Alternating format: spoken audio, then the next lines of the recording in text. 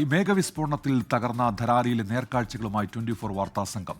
Road ഗതാഗതം പുനഃസ്ഥാപിക്കാൻ ഇനിയും ഒരാഴ്ചയോളം സമയം എടുക്കുമെന്നതിനാൽ 30 കിലോമീറ്ററോളം നീണ്ട സാഹസിക യാത്രയ്ക്ക് ശേഷമാണ് 24 സംഘം ദുരന്തഭൂമിയിൽ എത്തിയത്. വിവിധ ഏജൻസികളുടെ നേതൃത്വത്തിൽ പ്രദേശത്ത് രക്ഷാപ്രവർത്തനം തുടരുകയാണ്. ഗംഗോത്രിയിലേക്ക് റോഡ് നിർമ്മിക്കാനുള്ള തീവ്ര ശ്രമത്തിലാണ് രക്ഷാസേന. ധരാലിയിൽ നിന്ന് ബൽറാം നെടുങ്ങാടി തയ്യാറാക്കിയ റിപ്പോർട്ടിലേക്ക്.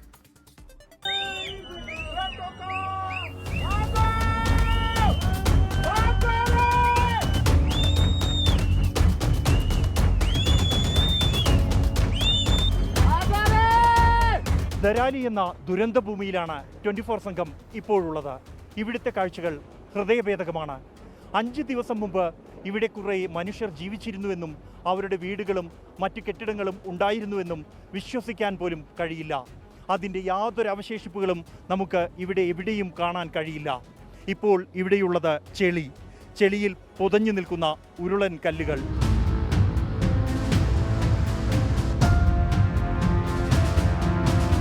50ഓളം പേരെ കാണാനില്ല എന്നാണ് ഔദ്യോഗികമായി സർക്കാർ നൽകുന്ന കണക്ക്. എങ്കിൽ ഈ മേഖലയിൽ നേപ്പാളിൽ നിന്നുള്ള 30-ലധികം പേർ ഉണ്ടായിരുന്നു എന്നാണ് നാട്ടുകാരിൽ നിന്നും ലഭ്യമാകുന്ന വിവരം. ഒപ്പം തന്നെ മറ്റ് അന്യസംസ്ഥാന തൊഴിലാളികൾ നിരവധി പേർ ഈ അപകട സമയത്ത് ഇവിടെ ഉണ്ടായിരുന്നു. പല ഹോട്ടലുകളുടെയും പണി പുരോഗമിച്ചുകൊണ്ടിരിക്കുന്ന സമയത്തായിരുന്നു ഈ അപകടം ഉണ്ടായത്. അതുകൊണ്ട് തന്നെ 100ഓളം തൊഴിലാളികൾ തന്നെ ഈ പ്രദേശത്ത് ഉണ്ടായിരുന്നു എന്നാണ് നാട്ടുകാർ, ഈ പ്രദേശവാസികൾ പറയുന്നത്. സൈന്യത്തിൻ്റെയും ദേശീയ ദുരന്ത നിവാരണ സേനയുടെയും നേതൃത്വത്തിൽ രക്ഷാപ്രവർത്തനം ഇപ്പോഴും ഊർജിതമായി തന്നെ പുരോഗമിക്കുന്നു. മനുഷ്യസാധ്യമായ തരത്തിലുള്ള തെരച്ചിൽ കഴിഞ്ഞ ദിവസങ്ങളിലെല്ലാം തന്നെ ഇവിടെ നടത്തിയിരുന്നു. റോഡ് കണക്ടിവിറ്റി ചെയ്യുക എന്നുള്ളതാണ് നമ്മുടെ ഉദ്ദേശം. എത്രയും പെട്ടെന്ന് തന്നെ ഇവിടുത്തെ ആൾക്കാരുടെ ആഹാരം മറ്റ് സൗകര്യങ്ങൾക്ക് വേണ്ടി കണക്ടിവിറ്റി എപ്പോൾ വരെ ആവുന്നില്ല, അവർക്ക് ഇതിൻ്റെ ബുദ്ധിമുട്ടാണ്. അതുകൊണ്ട് നമ്മൾ ഫസ്റ്റ് പ്രയോറിറ്റി കണക്ടിവിറ്റി ചെയ്യുക എന്നുള്ളതാണ്. ഞങ്ങൾക്ക് ഇവിടെ നിൽക്കാൻ പറ്റിയില്ല, നമ്മൾ മേലോട്ട് പോയായിരുന്നു. കാരണം ഇവിടെ നിൽക്കാൻ പറ്റില്ല, കാരണം ഏത് വഴിയാണ് വരുന്നതെന്ന് പോലും നമുക്ക് കാണാൻ പറ്റിയില്ലായിരുന്നു.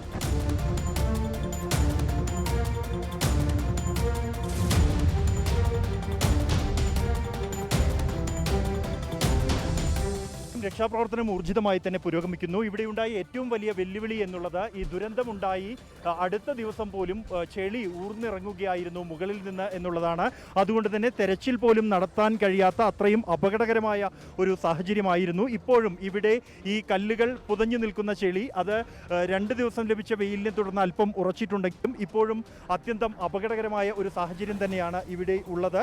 ധരാലിയിൽ നിന്നും ജോഗേഷ് സിംഗിനൊപ്പം ബൽറാം നെടുങ്ങാടി, 24.